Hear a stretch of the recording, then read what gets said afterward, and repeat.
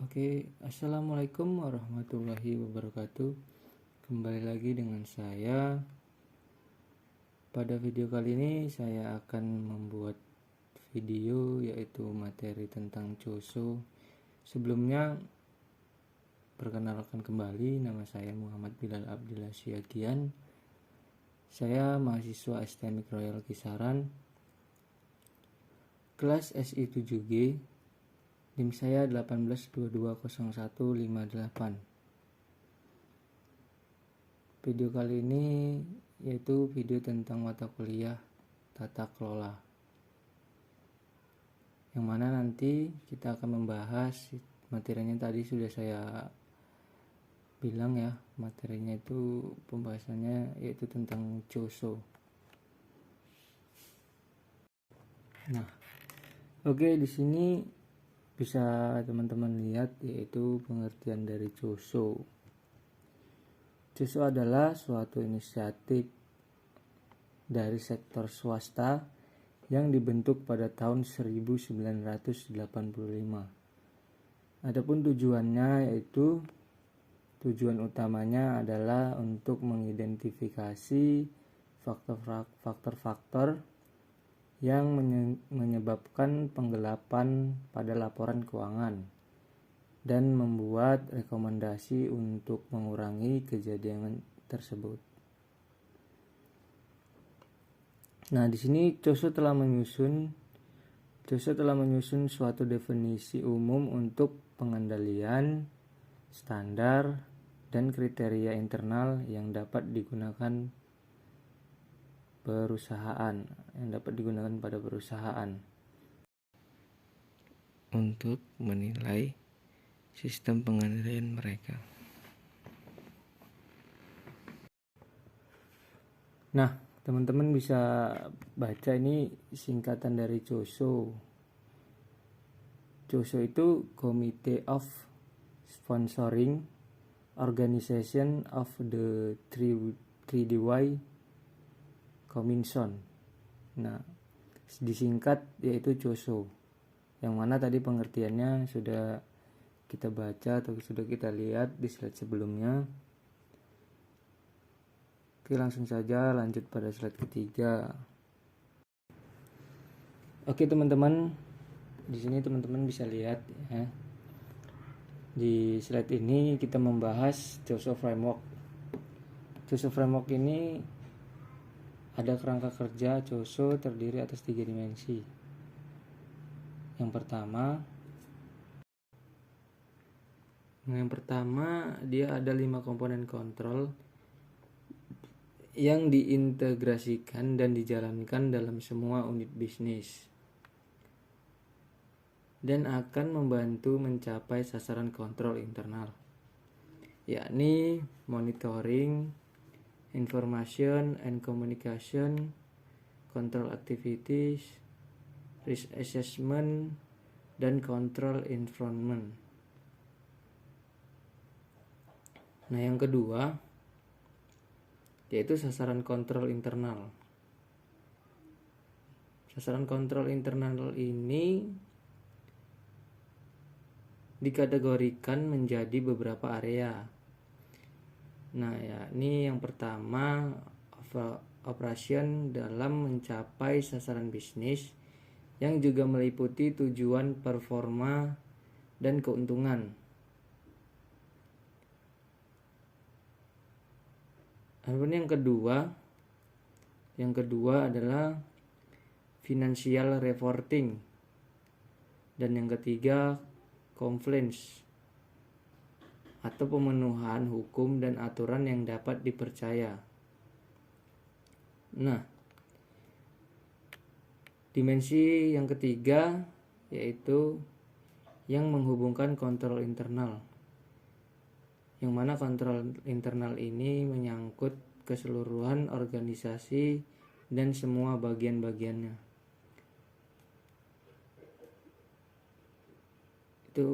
Itu sekilas tentang Choso Framework dan kerangka kerja. Oke teman-teman, sini kita lanjut di slide selanjutnya. Bisa teman-teman lihat di layar. Di dalam COSO ada yang namanya pengendalian intern atau internal. Di sini bisa teman-teman lihat ya.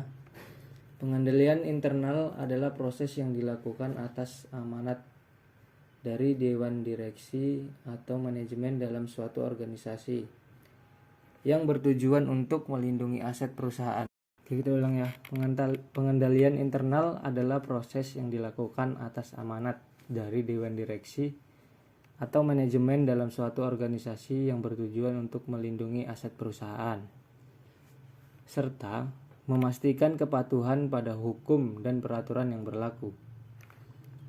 Pengendalian internal yang efektif dapat membantu suatu perusahaan dalam mengarahkan kegiatan operasional perusahaan dan mencegah adanya kecurangan atau penyalahgunaan lainnya. Di sini juga ada lingkungan pengendalian atau control environment, yang mana merupakan susunan dari standar atau proses dan struktur yang menyediakan dasar untuk terlaksananya pengendalian internal dalam organisasi. Lingkungan pengendalian ini mencakup standar, proses, dan struktur yang menjadi landasan terselenggaranya pengendalian internal. Pengendalian internal di dalam organisasi secara menyeluruh.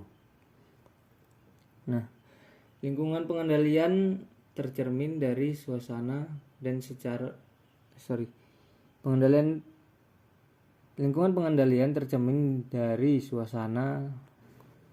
lingkungan pengendalian tercermin dari suasana dan kesan yang diciptakan Dewan Komisaris dan manajemen puncak mengenai pentingnya pengendalian internal dan standar perilaku yang diharapkan.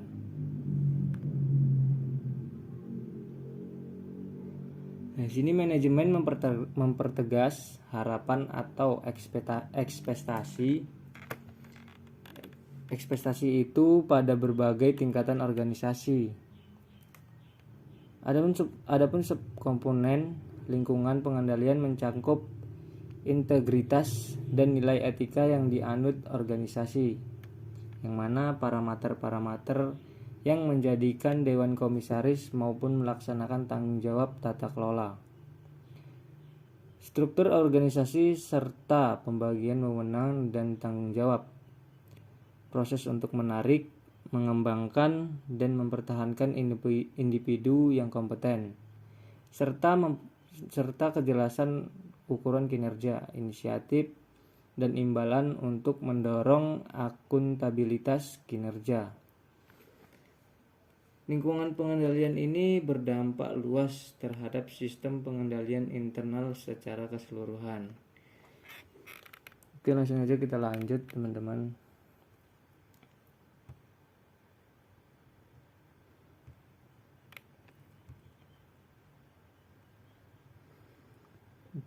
Di sini di slide selanjutnya adalah kegiatan pengendalian atau control activities, bahasa Inggrisnya control activities. Kegiatan pengendalian mencakup tindakan-tindakan yang ditetapkan melalui kebijakan dan prosedur untuk membantu memastikan dilaksanakannya arahan manajemen dalam rangka meminimalkan risiko atau pencapaian tujuan. Nah, kegiatan pengendalian ini dilaksanakan pada semua tingkat organisasi pada berbagai tahap proses bisnis, dan juga pada konteks lingkungan teknologi. Kegiatan pengendalian ada yang bersifat preventif atau detektif, dan ada yang bersifat manual ataupun otomatis. Di sini contohnya kegiatan pengendalian adalah otoritas dan persetujuan, verifikasi, rekonsiliasi, dan review kerja. Dalam memilih dan mengembangkan kegiatan pengendalian biasanya melekat konsep pemisahan fungsi. Jika pemisah fungsi tersebut dianggap tidak praktis, Manajemen harus memilih dan mengembangkan alternatif kegiatan pengendalian sebagai kompensasinya.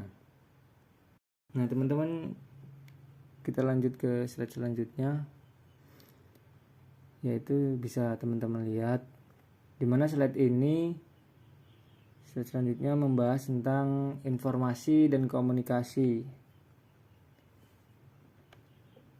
yang mana organisasi memerlukan informasi demi terselenggaranya fungsi pengendalian internal dalam mendukung pencapaian tujuan. Manajemen harus memperoleh, menghasilkan, dan menggunakan informasi yang relevan dan berkualitas, baik yang berasal dari sumber internal maupun eksternal, di mana untuk mendukung komponen-komponen pengendalian internal lainnya berfungsi sebagaimana mestinya. Komunikasi ini sebagaimana yang dimaksud dalam kerangka pengendalian internal COSO adalah proses iteratif dan berkelanjutan untuk memperoleh, membagikan, dan menyediakan informasi. Nah, komunikasi internal harus menjadi sarana diseminasi informasi di dalam organisasi, baik dari atas ke bawah, dari bawah ke atas, maupun lintas fungsi. Nah, di situ sekilas tentang informasi dan komunikasi dalam COSO. Oke, kita lanjut, teman-teman. Nah, di sini yang slide selanjutnya kegiatan pemantauan atau monitoring activities, yang mana komponen ini merupakan satu-satunya komponen yang berubah nama. Sebelumnya komponen ini ada namanya. Nah, sekarang sudah diubah. Komponen ini hanya tersebut pemantau monitoring nama sebelumnya. Perubahan ini dimaksudkan untuk memperluas persepsi pemantauan sebagai rangkaian aktivitas yang dilakukan sendiri dan juga sebagai bagian dari masing-masing 4 komponen pengendalian internal lainnya. Nah, kegiatan pemantauan mencangkup evaluasi yang berkelanjutan, evaluasi terpisah atau kombinasi dari keduanya yang digunakan untuk memastikan masing-masing komponen pengendalian internal dan berfungsi sebagaimana mestinya. Evaluasi berkelanjutan dibangun di dalam proses bisnis pada tingkat yang berbeda-beda guna menyajikan informasi tepat waktu. Nah, evaluasi terpisah dilakukan secara periodik ataupun bervariasi lingkup dan frekuensinya tergantung pada hasil penilaian risiko. Efektivitas evaluasi berkelanjutan dan pertimbangan manajemen lainnya. Oke, teman-teman, di situ kegiatan pemantauan atau monitoring activities. Selanjutnya, di slide selanjutnya. Nah, di sini bisa teman-teman lihat. Ini termasuk tadi yang di slide sebelumnya, yaitu COSO framework atau dibilang COSO IRM. Yang mana kelemahan dan kelebihan COSO dibahas pada di sini.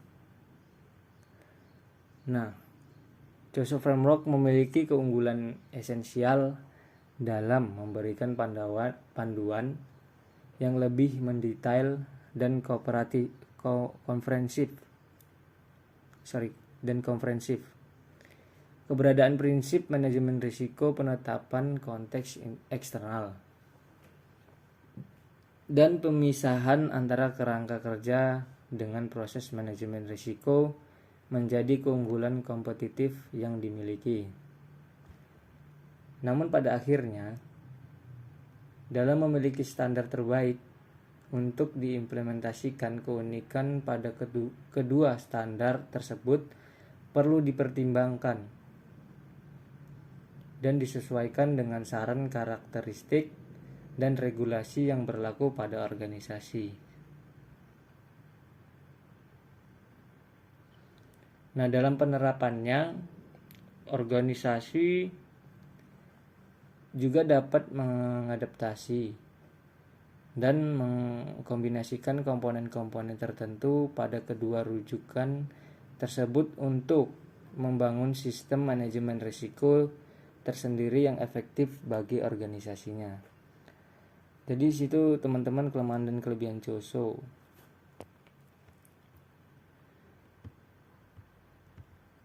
Oke teman-teman, sampai di sini saja sekilas tentang apa itu COSO.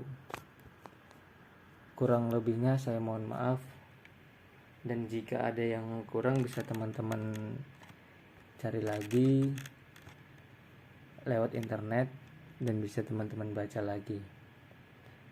Nah, cukup sekian video kali ini. Sekali lagi saya mohon maaf jika ada kekurangan pada video kali ini. Terima kasih. Assalamualaikum warahmatullahi wabarakatuh.